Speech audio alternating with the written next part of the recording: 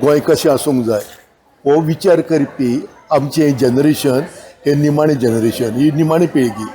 कित्याक गोंयचेर विचार करपी नवी पिळगी आसा ती पिळगेक व्हडलेशें पळून गेल्लें ना.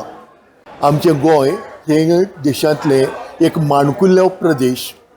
ताका आमच्या नशिबान एक राज्याचो दर्जो मेळ्ळो, एक स्वतंत्र अस्तित्व मेळ्ळें.